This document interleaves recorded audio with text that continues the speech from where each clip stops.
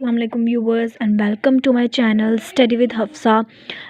आई hope कि आप लोग अपनी वेकेशंस एंजॉय भी कर रहे होंगे, उसके साथ साथ स्टडी भी कर रहे होंगे। तो हम लोगों ने 1.1 स्टार्ट की हुई थी, हमारी कंटिन्यू है। तो हमारा 1.1 में हम लोग पहुँचे थे। क्वेश्चन नंबर 6 का फर्स्ट पार्ट हमारा हो गया था और आज हम लोगों ने करना है क्वेश्चन नंबर 6 का सेकेंड पार्ट। तो लेट्स स्टार्ट इट।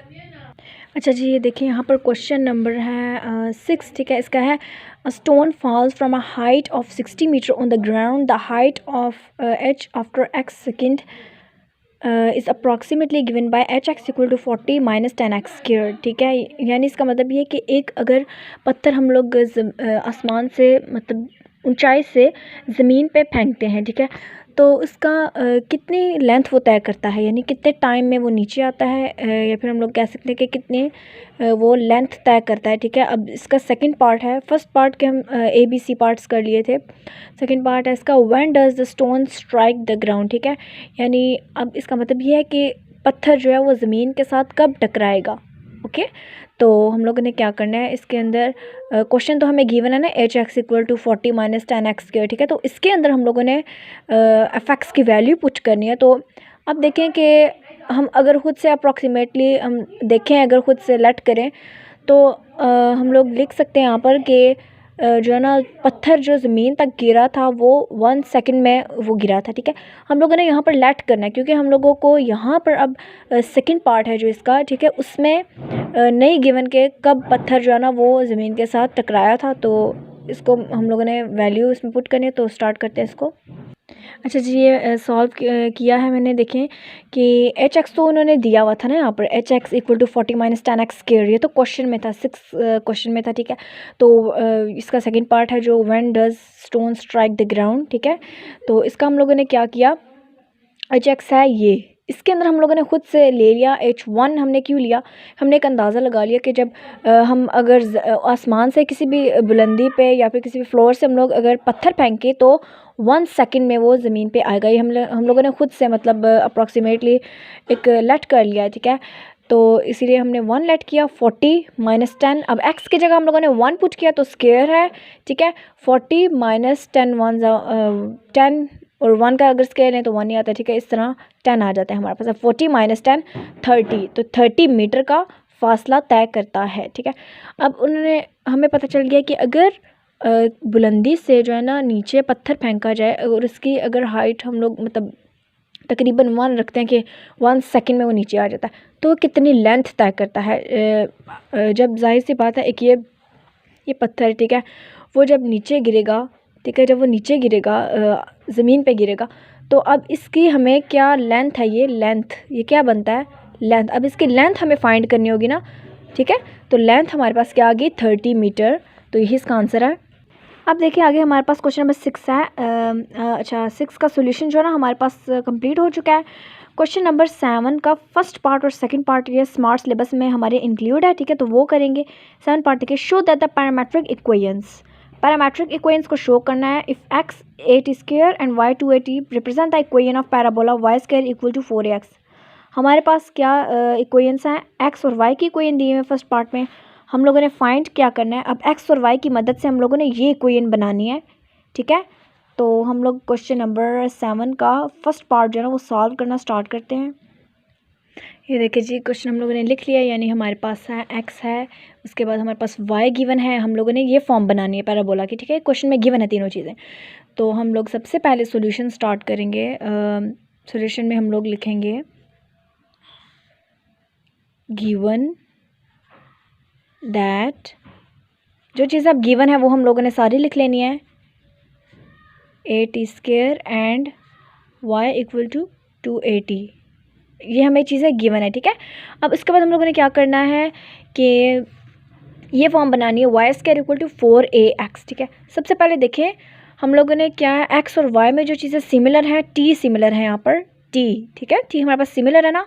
तो हम लोगों ने क्या करना है, इसको t को सेपरेट कर लेना है, ओके। अब ये देखिए वाई अगर ले लेते हैं हम लोग, वाई में से हम लोग इजीली टी को सेपरेट कर सकते हैं। वाई इक्वल टू टी, ऐसे है ना 280, ठीक है।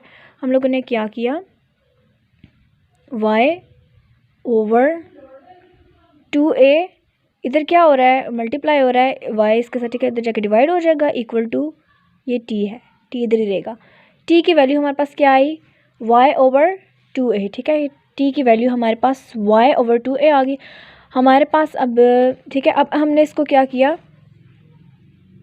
इक्वेशन 1 थी, ये इक्वेशन 2 थी, ठीक है।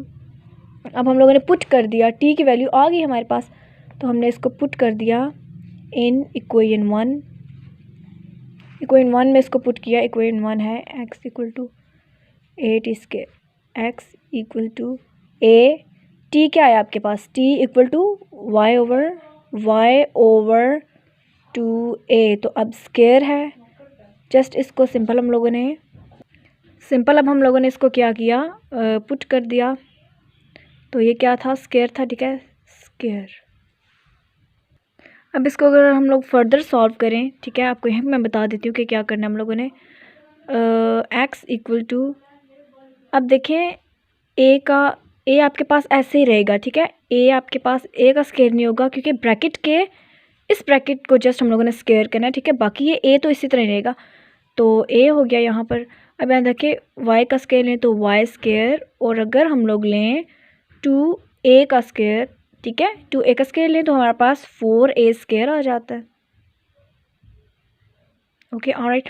अब यहाँ पर हम लोगों को क्या नज़र आ रहा है कि a की a के साथ कटिंग हो सकती है, तो ठीक है, यानी एक a ये वाला इस a के साथ कट जाता है, यहाँ पर एक a रह जाता है, तो x equal to y square over 4a आ जाता है, ठीक है। अब यहाँ पर देखें, यहाँ पर x के साथ ये सब चीज़ें डिवाइड हो रही हैं, ठीक है, ये चीज़ें डिवाइड हो रही हैं और इधर जाके मल्टीप्लाई हो जाएगा, ठीक है। ये देखें हमारे पास वो फॉर्म बन रही है, Y square equal to 4ax, ठीक है। तो यहाँ पर भी हमने क्या किया, वाई स्केयर इधर रहने दिया इक्वल टू, अब ये देखें x यहाँ पर डिवाइड हो रहा है इसके साथ, तो उधर जाके 4ax बन जाएगा, यानी 4a को x का मल्टीप्लाई किया तो 4ax बन जाएगा, ये हमारे पास आंसर आ जाएगा। अब देखें y square equal to 4ax, y square equal to 4ax, तो ये हमारे पास इक्वेशन सेम है, इसका मतलब है कि हमारे पास ये पैराबोला इक्वेशन बन चुकी है, ठीक है। अब सेकंड पार्ट स्टार्ट करते हैं। 1.1 क्वेश्चन नंबर है आपके पास 7, और इसका सेकंड पार्ट अब हम लोगों ने करना है, फर्स्ट पार्ट तो हो चुका है, ठीक है। तो ये है x equal to a cos theta, y equal to b sine theta, represent the equation of ellipse x square over a square plus y square और b स्क्वायर इक्वल टू 1। अब ये देखें, ये हमारे पास x और y की equations हैं, यानी हम लोग कह सकते हैं कि वैल्यूज़ हैं, ठीक है।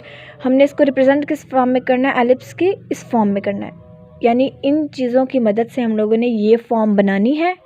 अब यहाँ पर देखें थीटा और थीटा, अब थीटा को जिस तरह हम लोगों ने पिछले क्वेश्चन में टी को सेपरेट किया, तो बिल्कुल इसी तरह थीटा को सेपरेट कर लेंगे। तो इसको स्टार्ट करते हैं सॉल्व करना। अच्छा जी, हमारे पास सेकंड पार्ट है क्वेश्चन नंबर 7 का, ठीक है, जो स्मार्ट सिलेबस में हमारे इंक्लूड हम वो कर रहे हैं, ठीक है। x equal to a cos theta and y equal to b sine theta, and हमें चाहिए ये दोनों इक्वेशंस हैं हमारे पास, ठीक है, x y। हम लोगों ने फॉर्म क्या बनानी है, एलिप्स की फॉर्म बनानी है, एक्स स्क्वायर और y square plus y square और बी स्क्वायर इक्वल टू 1, इसको एलिप्स फॉर्म कहते हैं, ठीक है। तो अब हम लोगों ने ये फॉर्म बनानी है, तो लेट्स स्टार्ट इट। सबसे पहले वैसे ही हम लोगों ने करना है जैसे हम लोगों ने पिछले क्वेश्चन में टी को सेपरेट किया था, तो अब हम लोगों ने थीटा को सेपरेट कर लेना है, ठीक है। तो क्या करना है हम लोगों ने, सोल्यूशन, ऑलराइट, सॉल्यूशन। अब हम लोगों ने लिखना है गिवन दैट, हमें गिवन क्या है, दो चीज़ें गिवन है, जिसकी मदद से हम लोगों ने तीसरी चीज़ लेके आनी है, x equal to cos theta, ये फर्स्ट इक्वेशन लिख लेते हैं, y equal to b sine theta, ये हम लोग ये जो है हम लोग सेकेंड इक्वेशन लिख लेते हैं, ठीक है, इसको सेकेंड इक्वेशन लिख लेते हैं। अब हम लोगों ने क्या करना है, y ले लेते हैं, ठीक है, क्योंकि कॉस थीटा है हमारे पास। अच्छा, ये हमारे पास कैसे आएगा, ऑलराइट, ठीक है। अगर हम लोग ले लेते हैं y equal to b sine theta, हम लोगों को इन दोनों में से कोई एक तो लेना होगा, ठीक है, जिसकी मदद से हम लोग वैल्यू निकाल सकते हैं। तो हम लोगों ने अब क्या किया, y ओवर b ठीक है। ये हम लोगों ने किया y over b equal to sine theta, ठीक है। ऑलराइट, ये देखें फॉर्म बन गई y ओवर b। ये आहिस्ता आहिस्ता हमारे पास सोल्यूशन आता जाएगा, ठीक है। सबसे पहले क्या किया, सेकेंड इक्वेशन में से हमने साइन थीटा सेपरेट कर लिया, y ओवर b रह गया। अब हम लोगों ने first equation on the other hand देखे x equal to cos theta, ये हमारे पास, ठीक है। अब इसको क्या करेंगे हम लोग, x सॉरी a था, ये देखिए, अच्छा कॉस ए थीटा है हमारे पास, कॉस ए थीटा ऊपर क्वेश्चन में, ठीक है। तो कॉस ए थीटा, अब हम लोगों ने क्या किया, x ओवर a लिख लिया, कॉस थीटा को सेपरेट कर लिया, ओके। ये हमारे पास फॉर्म बन गई। ये देखें, जब हम लोगों ने यहाँ से कॉस थीटा और वहाँ से साइन थीटा सेपरेट किया, ठीक है। अच्छा ये देखें, हम लोगों ने क्या किया, साइन थीटा यहाँ से सेकेंड इक्वेशन से कॉस थीटा सेपरेट कर लिया। इसके बाद हम लोगों के पास यहाँ पर क्यों ये बी नीचे आया, यहाँ पर डिवाइड हो रहा है, यहाँ पर मल्टीप्लाई, मतलब यहाँ पर मल्टीप्लाई होता है, यहाँ पर डिवाइड हो जाएगा। यहाँ भी ये एक्स ए के साथ मल्टीप्लाई हो रहा है, इधर आके डिवाइड हो जाएगा। अब देखें हमारे पास Y over B X over A, थोड़ी थोड़ी इस तरह की फॉर्म बन रही है, X over A Y over B, ठीक है। अब सोल्यूशन करते जाएंगे, हमारे पास वो फॉर्म बनती जाएगी, ठीक है। अब सेकेंड स्टेप में हम लोगों ने क्या करना है, यहाँ पर स्क्वायर है, यहाँ पर भी स्क्वायर है, तो हमने ये फॉर्म बनानी है। इसका मतलब क्या है, टेकिंग स्क्वायर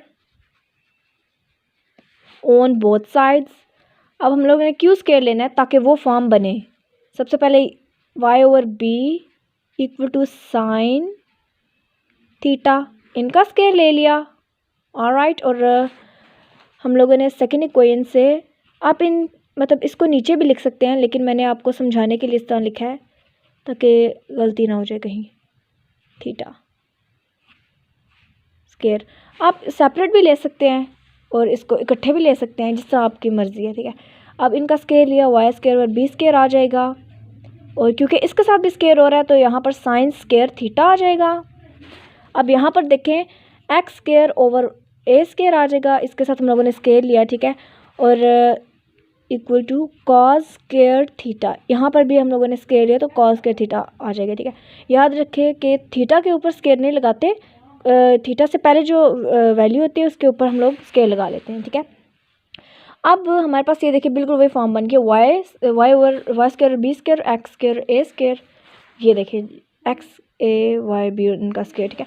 अब हम लोगों ने स्क्वायर के बाद यहाँ पर क्या है, ऐड प्लस का सिंबल है, तो यहाँ पर हम लोगों ने ऐड करना है, ऐड दीज, ठीक है।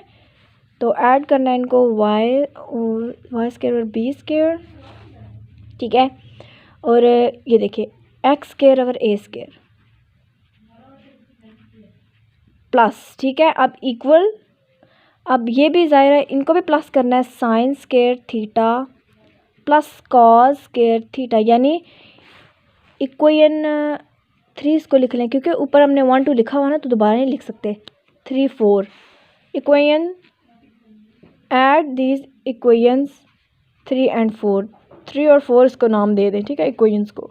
तो इनको ऐड कर लें तो ये देखें हमारे पास वही फॉर्म बन रही है, वाई स्क्वायर और b square plus x square over a square equal to, अब देखिए sine square theta plus cos square theta क्या होता है, 1 के इक्वल होता है, ठीक है। याद रखिएगा कि sign square theta plus cos square theta की जो वैल्यू होती है वो 1 होती है, ठीक है। तो ये हमारे पास आंसर आ जाएगा। ये देखें आंसर जो है सिमिलर है क्वेश्चन के, x square over a square plus y square और बी स्क्वायर इक्वल टू 1। यहाँ पर देखिए एक्स वाई स्क्वायर और b square x square A square equal to 1। अगर आप चाहते हैं कि बिल्कुल सेम आए तो हम लोग इसको तरतीब से लिख सकते हैं, ठीक है। वैसे इस तरह भी लिख सकते हैं, लेकिन ऊपर अगर जैसे है तो वैसे अगर आप लिखना चाहें तो ये है, ठीक है। इन दोनों में से कुछ भी आप आंसर लिख सकते हैं। तो ये हमारे पास है 7th का सेकंड सॉल्यूशन।